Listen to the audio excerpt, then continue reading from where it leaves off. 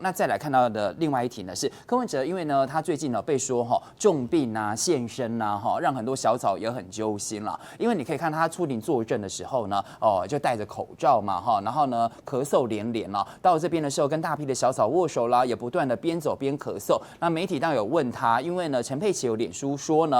因为免疫力下降得了带状疱疹啊等等好，那他就说他这样子下去先生的身体真的会承受不了。柯文哲过去身体一向不错当市长的时候那么忙，还能够一日什么双塔对，什么，我也搞不太清楚那个游戏玩不来那个很累，那其实我都会累死。好像从哪里从富贵角是不是登塔骑到鹅銮鼻灯塔一天一天钦佩这个表示体力相当好嘛因为他每天都骑脚踏车上班啊等等这个体力很好。就被整了1年以后，整个身体的状况似乎差很多还感染到带状病毒就他这个年纪来讲，那个是很痛的，那是很痛所以实在是这个，让人很看得很不忍心但是这个司法这个民进党也好，赖清德因为拿这个缠着他，因为他们的想法是说，就是你选台北市长第1次，我们帮你忙，让你把我们原来绿营的年轻选票给拉走了。因为民进党观念说，觉得这是他的财产，你抢他财产，所以他倒过来报复这个柯文哲。这个说法是一个家天下的说法，哇，好像这个年轻选票就是你的对国民党拿不到年轻选票，好像大家有个既成印象。政治是流动的那你用这种方式来报复柯文哲，我个人认为一报还一报天道循环大家不要搞过头了。这一点这个绿营人自己要先小心注意一下对，是。那这个国民党主席我同意这个阿亮哥讲这个有关于相互礼让，这本来就是政党合作的第一个前提，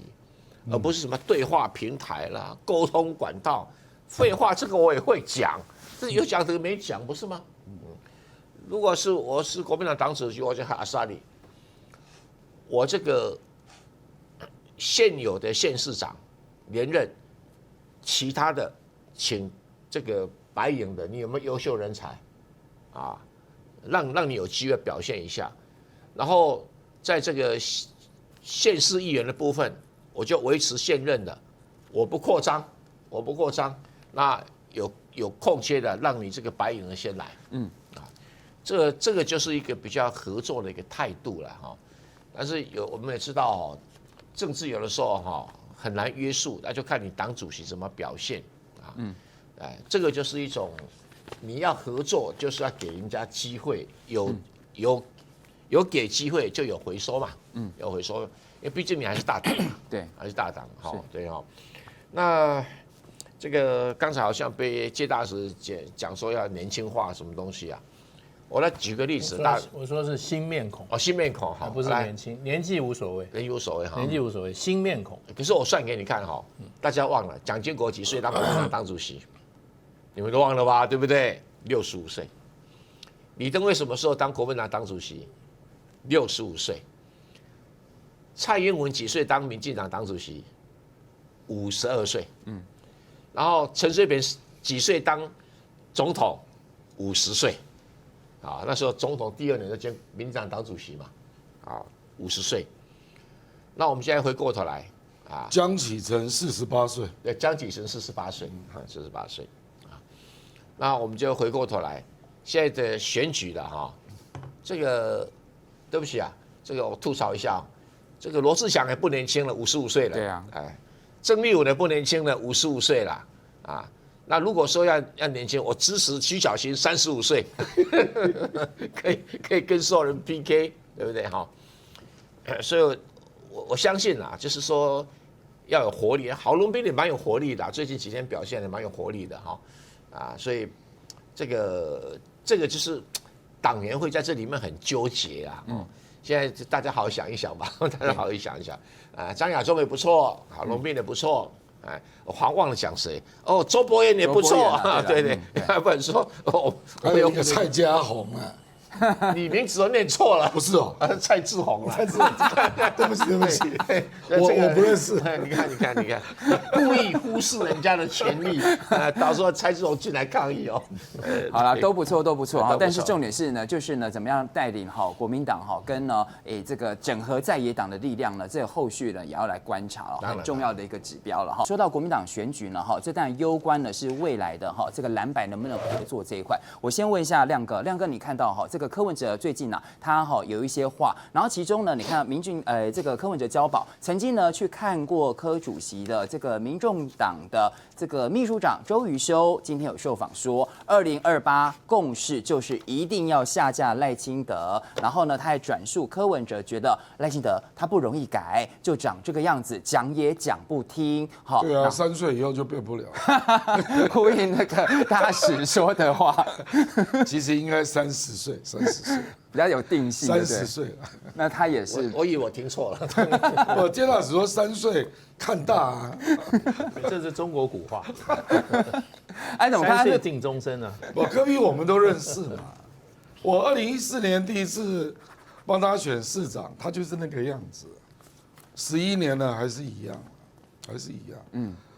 那我觉得当然他应该是有所检讨啦。就2024这么好的机会，对不对啊？那各执一词嘛，结果导致赖清德当选。那赖清德只有48，把台湾搞得天翻地覆，两岸那么紧张，我想他还把他抓去关，所以我想他是心里一定非常的感叹啊。那当然我也希望未来那个蓝白合作的过程啊，还是要有一定的合理性啊，因为这个政治啊，真的是就是报恩报复都是一报还一报的啦。我举例了，我昨天直播我就讲，我说这是大罢免，平均投票率50到55，以前都是40到45，对，算高，摆明了就是民众党有投票嘛，所以不要说自己多厉害啦，就是因为民众党参与投票被激出来了，所以等于是你欠人家一次嘛，对不对？是，你32个都过关，这个坦白讲，我们也去了很多地方助讲，国民党的立委每个人都怕得要命。其实我们一开始都还在预测，可能有几个蛮危险的哦。对啊，所以可是你看嘛，就是说水涨，就民众党10%、15%进来投票，那每个人都过关了嘛，对，连叶元之都过关，对不对？所以他们一定会期待说，那你2026轮到你来帮我了吧？所以我是真的觉得2026哈，你如果没有好好的做一点蓝白合作，做一些回馈了，那你2028你怎么去跟人家要？请你再来跟我合作吧，因为政治蛮现实的啦。那他本来就小党嘛，那所以地方上他今年一定要想办法遍地开花，这一定的嘛啊。所以我是觉得，我觉得目前那个柯文哲也好，黄国昌也好，他们都变得比以前要务实很多了，知道政治不是开玩笑的。那民进党这个政党的凶恶也不是开玩笑的啊。这个你如果没有2028过这个关哦，你想想赖清德如果连任，他接下来就没有连任的压力了。你想想他会干什么事？搞不好两岸都出事了，对不对？那还有台湾吗？不会，大陆怕赖清德。不，我是说啊，你去想一想，然后这个司法手段又来，所以我是觉得蓝白要合作无间啊，